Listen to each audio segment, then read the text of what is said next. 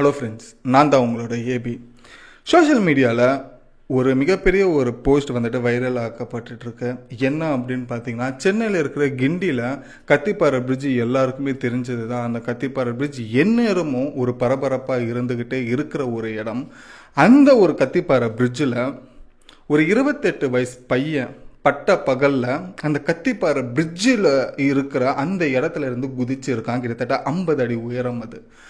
அந்த இடத்துல இருந்து குதிச்சு ஸ்பாட்லேயே இறந்து போயிருக்கான். இந்த ஒரு விஷயம் நீங்கள் மேபி சோஷியல் மீடியாவிலையோ இல்லை வேறு ஏதாச்சும் நியூஸ்லேயோ வந்துட்டு பார்த்துட்டு அப்படியே கடந்து போயிருப்பீங்க. பட் இது கடந்து போகிற விஷயத்தை தாண்டி அவனுக்கு இருந்த பிரச்சனை என்ன அப்படின்றத நான் பார்க்கும்போது, அந்த பிரச்சனை அவனுக்கு மட்டும் இல்லை, என்னோடய ஃப்ரெண்ட்ஸ் சர்க்கிளையுமே ஒருத்தனுக்கு இருந்தது. அதே போல் இந்த வீடியோ பார்க்குற உங்களுக்கு உங்களோட ஃபேமிலி சர்க்கிள்லையோ, ரிலேஷன் சர்க்கிள்லையோ, ஃப்ரெண்ட்ஸ் சர்க்கிளில் கூட இவனுக்கு இருக்கிற பிரச்சனை மேபி இருக்கலாம். இந்த ஒரு விஷயத்தை உங்ககிட்ட ஷேர் பண்ணால் டெஃபினட்டாக இது உங்களுக்கு ஒரு யூஸ்ஃபுல்லாக இருக்கும் அப்படின்ற ஒரு காரணத்துக்காக மட்டும்தான் இந்த ஒரு வீடியோ நான் உங்களுக்கு ஷேர் பண்ணுறேன். அந்த பையன் யார், என்ன ஏதுன்றது அவன் ஃபோட்டோஸ் இது வரைக்கும் நான் காமிக்க போகிறது கிடையாது. பட் அவனுக்கு இருந்த அந்த பிரச்சனை தான் ஒரு பெரிய மேட்டராக இருக்குது. ஸோ அந்த ஒரு பிரச்சனையை பற்றி தான் இந்த ஒரு வீடியோவில் நம்ம தெரிஞ்சுக்க போகிறோம். எதுக்காக இந்த பையன், ஒரு 28 வயசு பையன் சூசைட் பண்ணுறதுக்கு பின்னாடி இருக்கிற காரணம் என்ன, அவன் எதுக்காக அப்படி செஞ்சான் அப்படின்றது ரொம்ப சிம்பிளாக வழக்கம் போல் 10 நிமிஷத்தில் பார்த்துடலாம். ஸோ வாங்க. அது மட்டும் இல்லாமல் இந்த ஒரு சோக விஷயம் நடந்தது கூடவே அந்த பையன்கிட்ட இருக்கிற ஒரு ஃபோன் வந்துட்டு அந்த பையன் இறந்ததுக்கு அப்புறமா, குதிச்சு இறந்ததுக்கு அப்புறமா அந்த ஃபோன் இன்னொன்று ஒரு இடத்துல விழுந்திருக்கு. அந்த ஃபோனை ஒருத்தன் திருடிட்டு போயிருக்கான். அவனுக்கெல்லாம் மனசாட்சி இருக்கா இல்லையான்னு தெரியல. ஆனால் அந்த ஃபோன் இருந்திருந்தா இந்நேரத்துக்கு அந்த கேஸே முடிஞ்சிருக்கும். ஸோ என்ன நடந்தது, எதுக்காக அந்த பையனுக்கு இந்த ஒரு முடிவை எடுத்தான், அவனுக்கு இருந்த அந்த பிரச்சனை என்ன அப்படின்றது சிம்பிளாக பார்த்துலாம். நான் தான் உங்களோட AB and welcome to our channel. இன்னும் நம்ம சேனல் சப்ஸ்கிரைப் பண்ணலாம், நான் உடனே சப்ஸ்கிரைப் பண்ணிக்கோங்க. அப்போ தான் நம்மளை சுற்றி இருக்கிற முக்கியமான பல விஷயங்களை நீங்கள் புரிஞ்சிக்கிற மாதிரி எளிமையாக நான் எடுத்துகிட்டு வந்து சேர்க்கறதுக்கு உங்களோட சப்போர்ட்டை சப்ஸ்கிரைப்ன்ற ஒரு விஷயத்தில் காமிச்சிக்கோங்க. ஸோ வாங்க என்ன நடந்ததுன்றதை பார்க்கலாம். ஸோ ஃபர்ஸ்ட் விஷயம் எங்கேருந்து ஆரம்பிக்கலாம் அப்படின்னு பார்த்தீங்கன்னா, ஃபர்ஸ்ட்டு இறந்தவர் யார் அப்படின்றது பார்க்கும்போது அவர் பேர் சாமுவேல் ராஜ் அப்படின்றது தெரிஞ்சுது. இவர் எங்கே இருக்கிறவர்னா விருகம்பாக்கம், சென்னையில் தான் இருக்கிற ஒரு பையன். இவருக்கு 27 வயசு ஆகுது. இவர் எம்பிஏ முடித்தவர். ஸோ எம்பிஏ கேண்டிடேட் இவர். ஸோ இவருக்கு வந்துட்டு ஒரு மிகப்பெரிய ஒரு ஆசை என்னவாக இருந்ததுன்னா, ஒரு லைஃப் கோல் என்னவாக இருந்ததுன்னா, ஒரு கிரிக்கெட்டராக ஆகணும். ஸோ ஒரு இந்தியா டீம்லேயோ இல்லைன்னா ஏதாச்சும் ஒரு டீம், கிரிக்கெட் டீமில் வந்துட்டு நம்ம வந்துட்டு ஜாயின் பண்ணி நமக்கு வந்துட்டு ஒரு கான்ட்ரிபியூட் பண்ணணும் அப்படின்ற ஒரு விஷயம் வந்துட்டு இருந்துட்டு இருந்தது. ஸோ இதனால் பல முயற்சிகள் வந்துட்டு அவர் காலேஜ் ஸ்கூல் டைமில் இருந்தே அந்த ஒரு முயற்சிகள் எடுத்துக்கிட்டே இருந்திருக்காரு. எல்லா ஸ்போர்ட்ஸ்லேயுமே வந்துட்டு இந்த கிரிக்கெட் ஆடுறதுக்காகவே வந்துட்டு அவர் ஸ்பெஷலாக கிளம்பி போயிடுவாராம். ஸோ அந்த மாதிரி வந்துட்டு ரொம்ப ஒரு இன்ட்ரெஸ்டாக கிரிக்கெட்டில் இருக்கிற ஒரு ஆளாக இருந்திருக்காரு. பட் இவர் பல முயற்சிகள் இந்தியா டீம்லேயோ இல்லைனா டிஸ்ட்ரிக்ட் லெவல், நேஷனல் லெவல்லையாவது ஏதாவது ஒரு டீமில் போயிட்டு விளையாடணும்னு முயற்சி எடுத்திருக்காரு.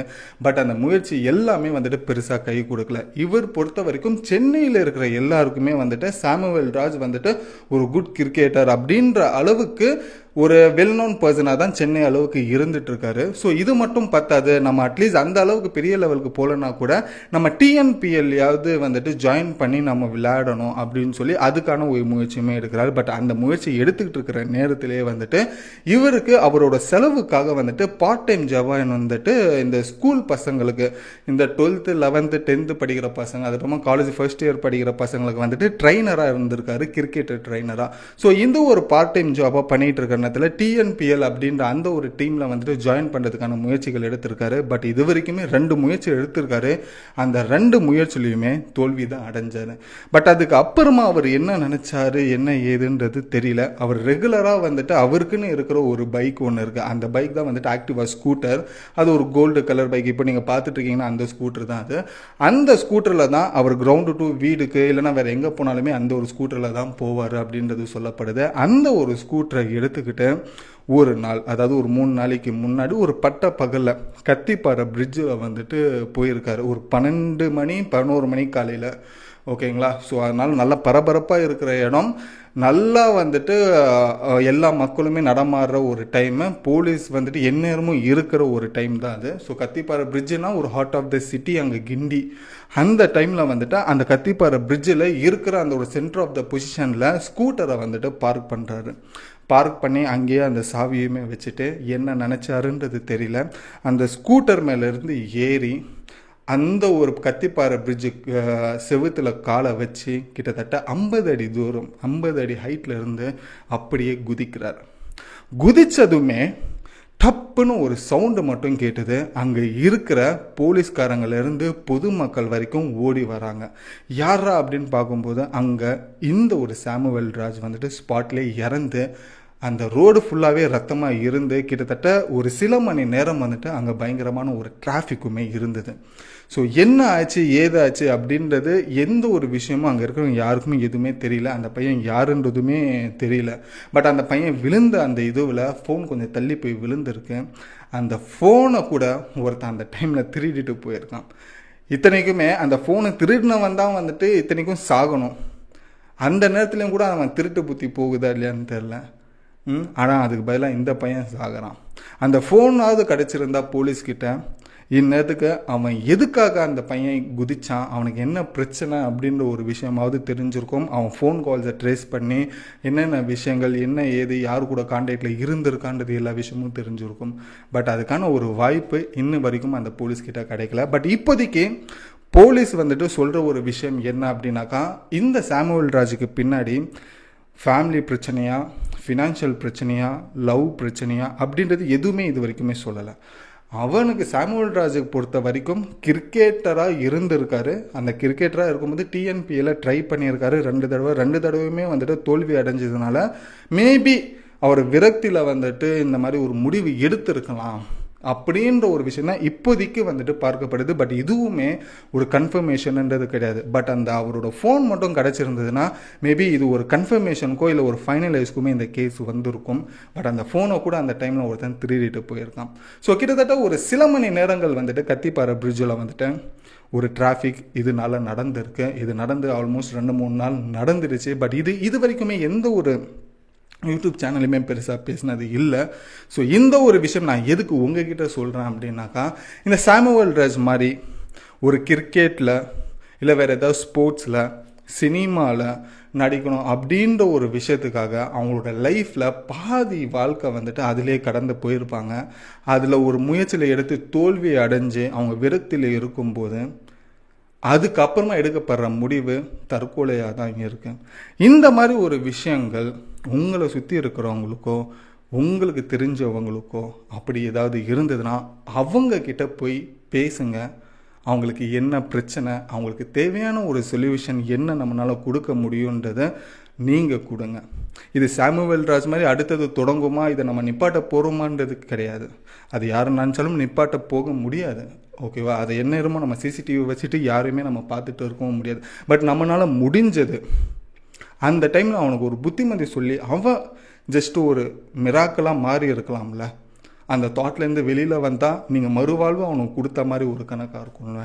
ஸோ அதுக்காக மட்டும்தான் இந்த ஒரு வீடியோ உங்ககிட்ட நான் சொல்ல. பட் என்னோட பாயிண்ட் ஆஃப் நான் சொல்லணும்னா, இது நம்ம ஊர், அதாவது தமிழ்நாடு மட்டும் சொல்ல, இந்தியாவில் இருக்கிற எல்லா யங்ஸ்டர்ஸ்க்குமே வந்துட்டு வரமா சாபமான்றது தெரியல. இந்த கிரிக்கெட்டை பற்றி நம்ம ஊரில் இருக்கிற இந்த இந்தியா ஃபுல்லாக இருக்கிற எல்லா யங்ஸ்டர்ஸ்க்குமே ஸ்போர்ட்ஸ்னால் கிரிக்கெட் அப்படின்றது மட்டும்தான் தெரியுது.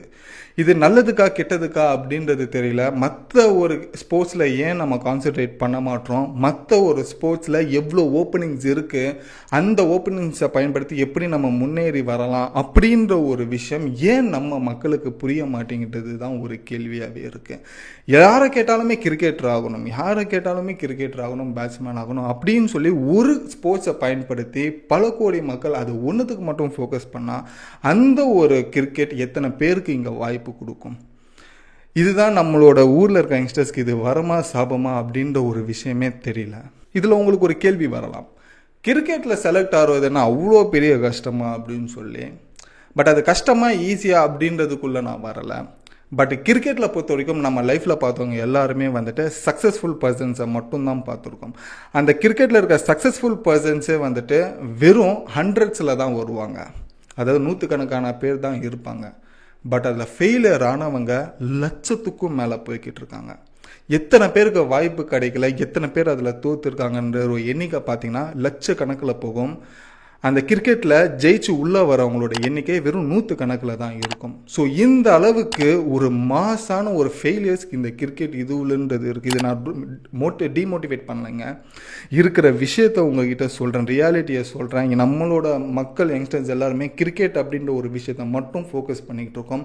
அதை தாண்டி மற்ற ஒரு ஸ்போர்ட்ஸை நம்ம கவனிக்கிறது இல்லை. ஸோ இதுதான் அந்த கத்திப்பாறை சூசைட் பற்றியான சில விஷயங்கள். ஸோ இதோட இந்த வீடியோ முடிச்சுட்டு நானும் கடையை மூடிட்டு கிளம்புறேன். ஸோ இந்த ஒரு இன்ஃபர்மேஷன் உங்களுக்கு யூஸ்ஃபுல்லாக இருந்ததுன்னா உங்கள் ஃப்ரெண்ட்ஸ் அண்ட் ஃபேமிலிஸ்க்குமே இதை ஷேர் பண்ணுங்கள். அவங்களுமே இருக்கிற விஷயத்தை தெரிஞ்சுக்கிட்டும், ரியாலிட்டி என்னவா இருக்குது அப்படின்றதும்.